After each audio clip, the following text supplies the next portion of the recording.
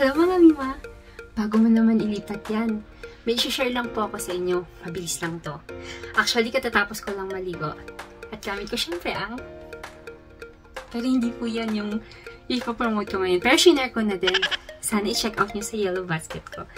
Ito po mga Mima, sa mga naghahanap ng solusyon para sa maitim na kilikili, meron na po tayong solusyon dyan. Ang... Wow! Tama mga Mima. Gory. So, ito Mima, ngayon ko lang po siya i-review.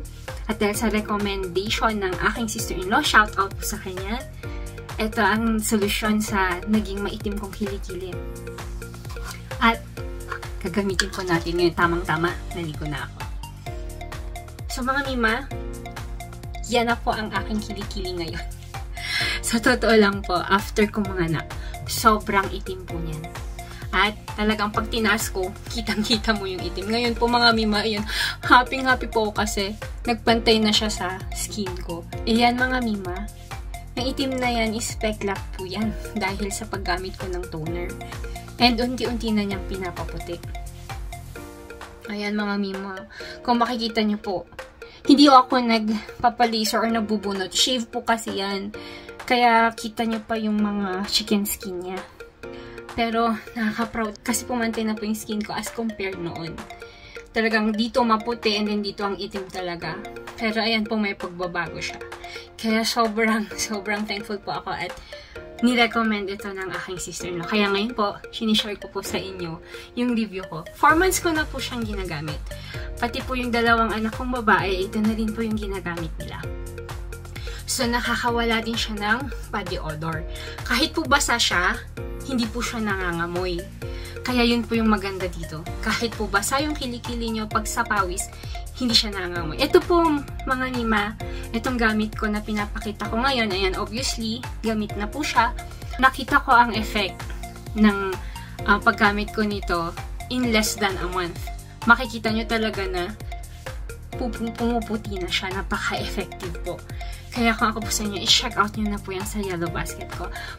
Mga Mima, hindi siya ganun na mabango, pero may amoy. Pero hindi siya yung masamang amoy. Meron amoy siya. What? Meron siyang amoy, pero hindi masakit sa ilong. At saka pag ginamit mo na siya, walang amoy. Walang amoy dito. Wow! Ako na po yung talagang nagsasabi ng totoo na sobrang itim ng kilikili ko nun. Nakakahiya. Pero kinakapalan ko pa rin yung mukha ko mag-sleeveless kasi mainit, lalo na sa mga lugar na mainit. Ayan, so, ito rin po sa kabila. Ayan. So, ito po mga Mima, kung makikita nyo, peklat din yan dahil sa toner. O, diba? Ang galing-galing ko. Nilagyan ba naman ng toner ang kilikili? Pero hindi po siya advisable. Nagsha-shave po kasi ako, kaya kung makikita nyo, may chicken skin siya.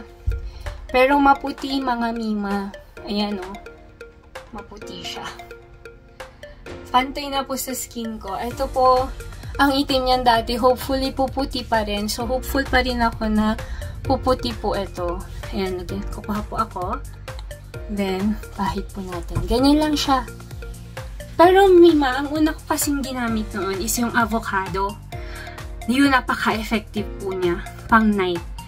Ito po kasi, itong pang day and night, medyo may kulay siya. So, kung gagamit ka ng white shirt, may napansin ko, nagkulay yung mga white shirt ko.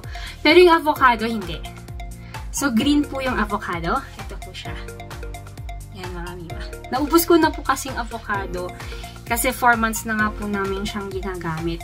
And 3 po kaming gumagamit. The reason why bumili po ako nito noon is para sa mga anak ko. Kasi nagwo-worry ako sa body odor nila. Nagdadalaga sila. And then when they use this, nawala po yung body odor nila sa tuwing kagamit sila nito. Kahit basta yung kilikili nila, walang amoy. Kaya sobrang na-amaze ako. Doon kaya sabi ko, nung tinanong ko sa kanila kung kumusta, and trinay ko, totoo nga, basa ng kilikili ko, pero walang amoy, kaya sobrang na-amaze ako. Yung avocado po, mga Mima, ang avocado po, ang pinaka-recommended kong una niyong gamitin. Ito po kasi pangalawa na namin nagamit. So, in 4 months, ganito po nangyari sa kilikili ko. Sa totoo lang, super itim yan. Nakakaya. Pero sabi ko nga, dahil sa may anak naman na ako, so, di ba, wala namang mawawala na sa akin. Pero syempre, gusto ko din mga sleeveless. Gusto ko din siyang mag-sleeveless. At syempre, pag gaganyan-ganyan ako, syempre makikita sa ano na maitim yan. Eh ngayon po, kahit gaganyan-ganyan ako. Kahit gaganyan-ganyan ako. Diba? Nakaka-proud. And then, check out my yellow basket, mga mima. Mabibili nyo to sa yellow basket ko. Chideng! Kahit maputi na yung kilikili mo pero may amoy, gamitin mo to. Kasi, nakatanggal siya ng body odor. I-try nyo po kung ano po yung feel nyo. Pareho lang ang effect. Ang difference lang po is, yun pong avocado, hindi po nagmamantsa sa damit na white. Pero yung ito po, medyo may konting kulay. Pero matatanggal naman yan pag Clorox natin. Pero may mga klase ng tela kasi na baka hindi na matanggal. So mga mima, yun lang. This is an honest review. Wala pong halong bola. Nasa inyo na po kung maniniwala kayo. Hindi. Marami pong fake na ganito, so mag-iingat po kayo. Ito po kasi dapat yung boast, yung pangalan doon sa cover. Then yung box po nun is dapat po may hologram. Yan. Kung plain siya, mga mima, peke. Peke na yun.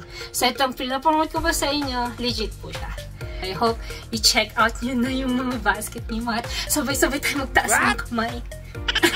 So mga mima, yun lang. At napatagal ng ating chikahan. So I hope i-try nyo po itong Gory. Bili na! Check out nyo na sa yellow basket.